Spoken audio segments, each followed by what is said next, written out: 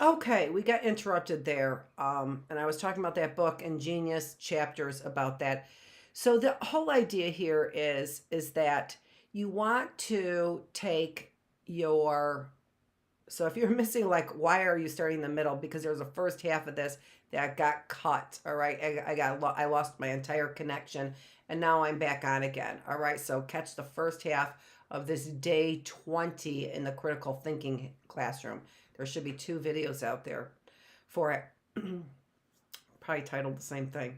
I don't know how this works 100% of the time, but I do know how our minds work and our bodies and our spirits work. I really do know that. I do know I am the expert, you know, not the only expert, but I am an expert on that. And so genius, Allie, with the fact that yeah, I'm just thinking, yeah, about some.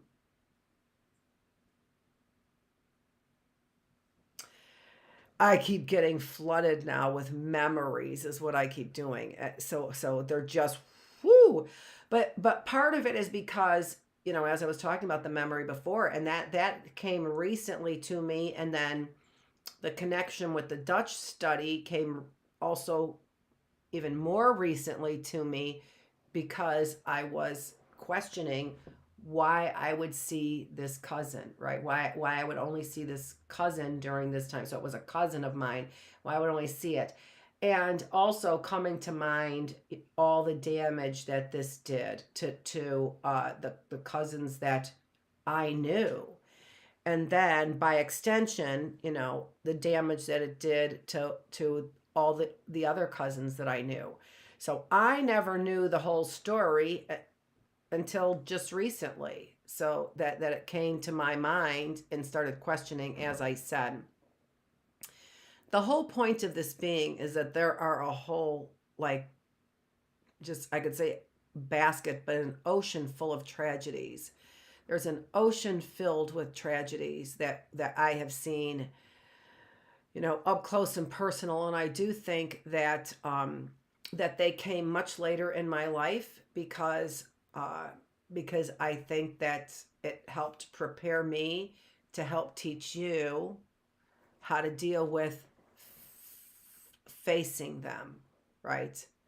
Because you do have to look at you have to find out what happened, you know, in Allie's book, why would that happen? Why would that happen? So and so you probably have memories, right? You probably have memories, and obviously you have memories, although many of us have forgotten a lot of things. The memories are going to start coming up, just like they are starting to come up in with me, right? The thing with me is I have most of my memories, but there are still things I haven't put together. There were things that I was too young to put together, and many of them I'm putting together right now. When I put them together, like I said, they can make me double over. But here's the thing. I look at it and I'm like, but in the end, it's not as tragic as this, right? And it's not demeaning somebody else. It is raising them up as a hero, as courageous, as diligent, as having true grit, and then teaching them that has not gone unseen, that their true grit has not gone unseen, right? That's what I'm teaching you in all of these classrooms. And so yeah, so it's not so bad for us to even have to go back to that first level, because at that first level we may have to still learn all about nutrition. And any of this stuff that we are still forced to learn, how is that our fault? It means somebody didn't teach us, right? Or didn't teach us in a way that we understand. It didn't make sense. They were feeding us the big lie. We were part of the big experiment, whatever, right?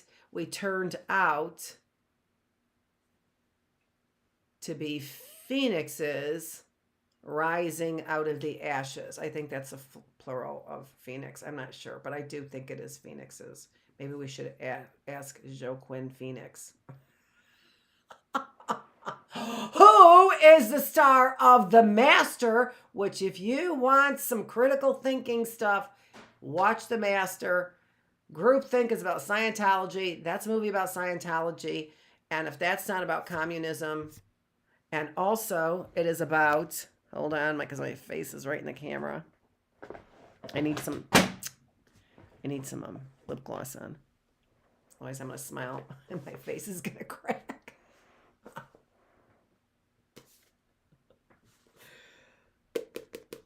Well, Robber's Cave. Also part of the Robber's Cave stuff. And I dropped that was a Senate hearing is what I dropped. Okay. All right. So let me get to something here on learned helplessness. Shall I?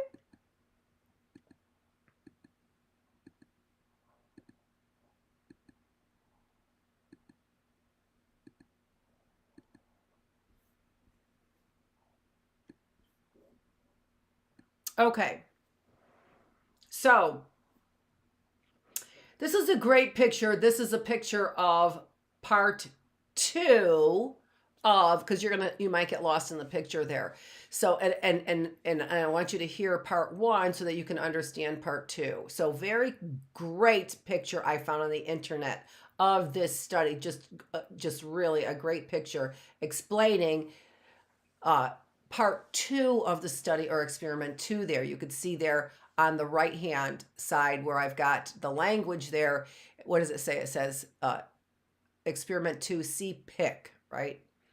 Down below at point number 2, at bullet number 2.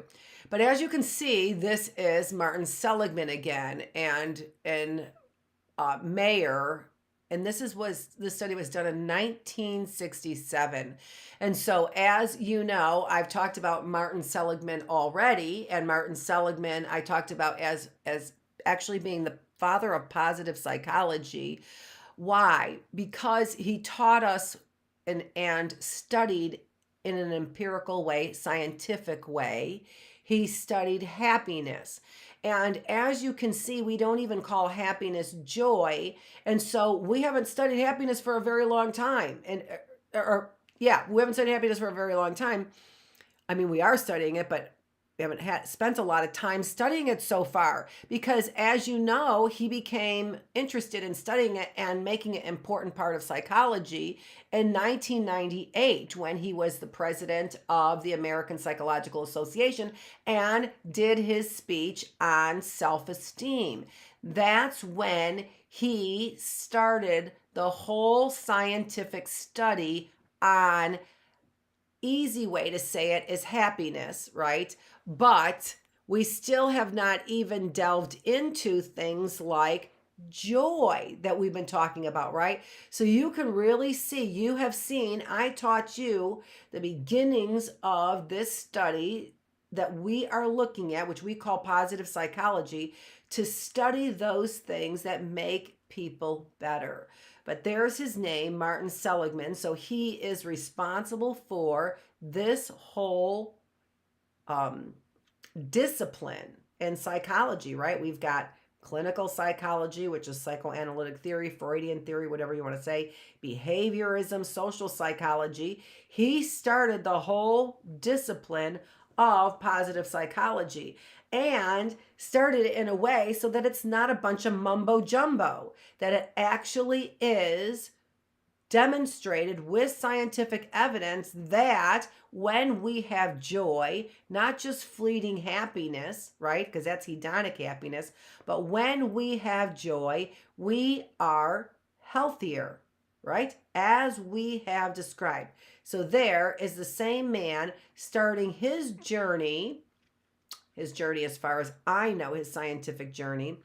His journey clearly started long before that in 1967. And so 1967, he didn't start with positive psychology. We know positive psychology started in 1998. So what did he start doing in 1967? It was learned helplessness. So he started positive psychology with this experiment. He started and learned helplessness. All right.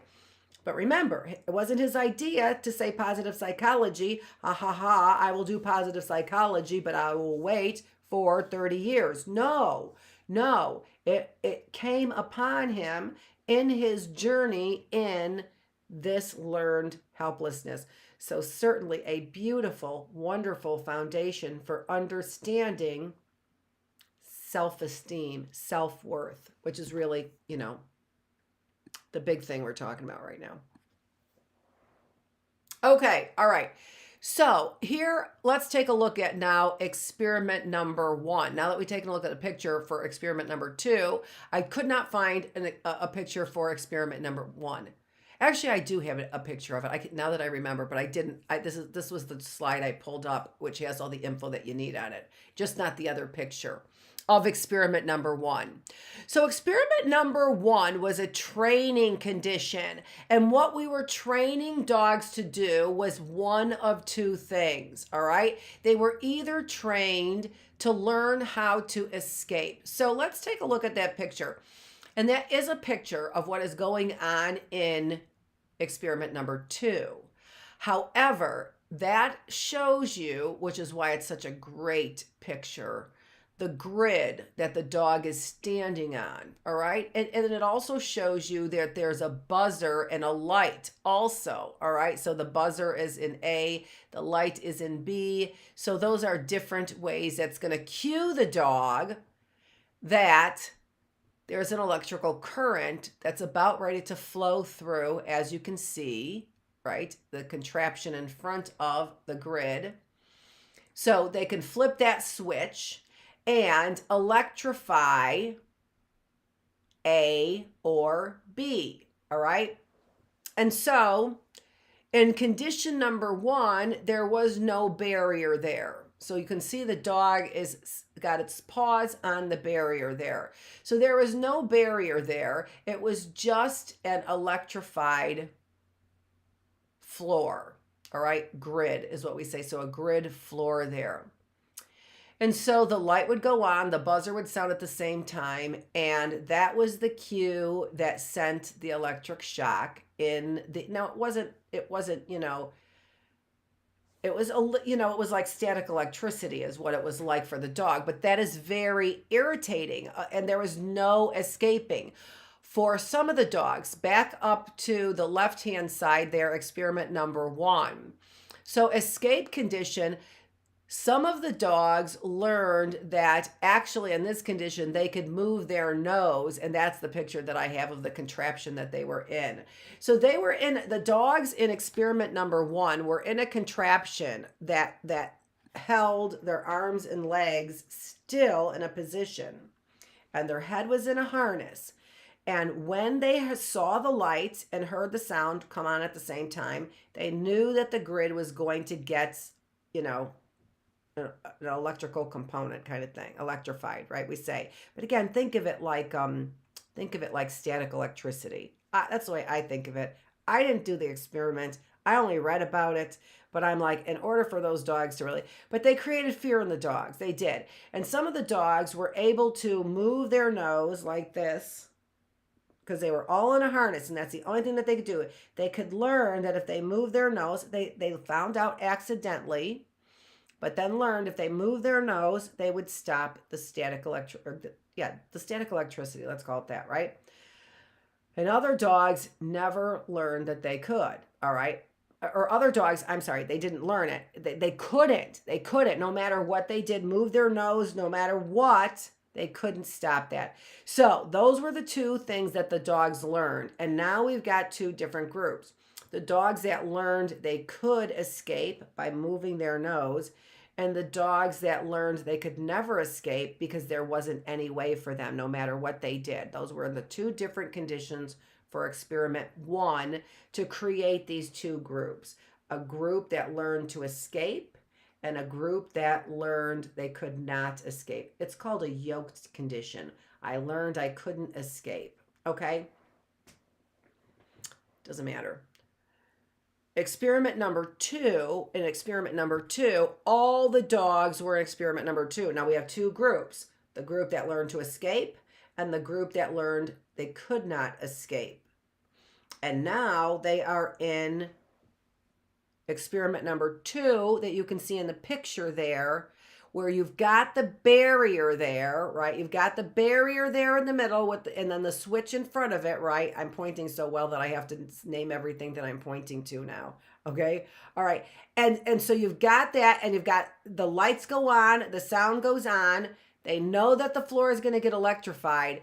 But when the dogs jump over the barrier, you can see there that it's only on A, right? The switch is flipped to A, which means B is not electrified. So the dog learns to jump to B. When the dog is on B, light, alarm, dog, flip the switch, and now B is electrified, right? Well, the dog learns from the light and the sound. They're gonna flip the switch in a minute, so the dog jumps over the barrier safely on the other side, even before the researcher is able to switch over, right? To flip the switch. But the dogs that learned generally, we're gonna say generally because there's the asterisk down there, dogs learned to escape, jump to the other side when they were able to escape in the first condition, in the escape condition. Approximately 75% of those dogs that were in the first experiment and the no escape condition, 75% of those dogs never learned that they could jump over that barrier and they wouldn't be electrified, right? That they could learn. 75% of the dogs never learned. All right, and then that generally fluctuates. That's what the asterisk says right down at the bottom there. But what? But not every dog learned helplessness. Not every dog. So we see there, will the dog escape in experiment number 2? Which dogs escaped? Those dogs that learned to escape in experiment 1. But the problem was that not every dog learned to escape. And so what? Not every dog learned helplessness. And the helplessness that these dogs eventually, when they heard the light and the sound, they would actually get in a fetal position in the corner, and they would shake. And this experiment, I know, but it was learned helplessness. It wasn't because the shocks were hurting them. They learned helplessness. And they've done this with monkeys. They've done it with fish. Fish. I can't believe it either. Yeah, I know. I read the study.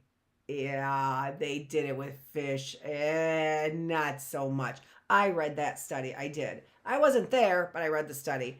Not so much. But anyway, the idea here is that some portion of the population, even when they were in the worst conditions, did not learn helplessness. Some of those dogs, 25% to 33% of those dogs, depending on the study, did learn to jump over that barrier, did learn when the sound and the light came on that the electric shock was going to come, and that if I jumped over the barrier that I would be safe. 25 to 33% of them did learn that. Now, those 75% approximately, whatever, to 66 to 75%, that didn't learn that actually would jump back and forth, but they never learned that when they jumped over the barrier that it wasn't on the other side, and that they could just cool, right? That they could just chill. 66 to 75% never learned that. So that's learned helplessness. If we are in a situation that we cannot control over and over and over again, we will give up. Okay? Now, do I have that in this one? I do. We're gonna end by watching this study with what happens. Well, you'll see. This is a study by Harry Harlow. that kind of is going to end our learned helplessness discussion here. All right. So keep an eye.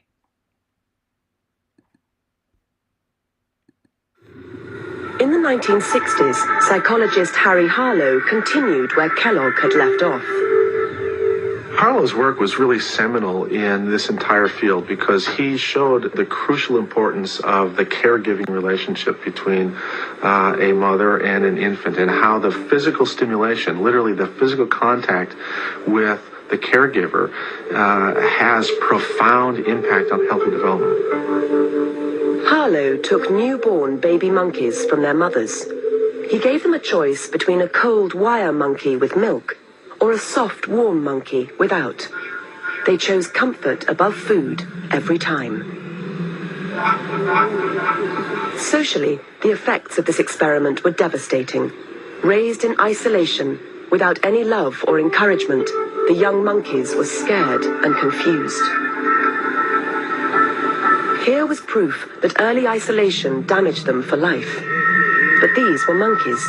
Would the same be true for a human child?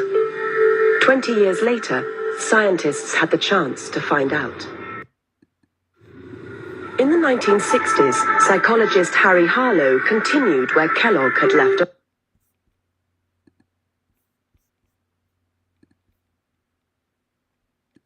I didn't know that was going to loop like that. Okay, so how about that? We're going to talk about that when we come back tomorrow. That was an example. In particular, I'll draw your attention to when the monkey was walking away like this. An example of learned helplessness. The other part of the experiment was very interesting. We're going to talk about those when we come back. Join me tomorrow when we learn about learned optimism. Thanks for joining me. This is Dr. Annette Feravich with The Classroom, and this was the Critical Thinking Classroom, and I am the teacher. Thanks.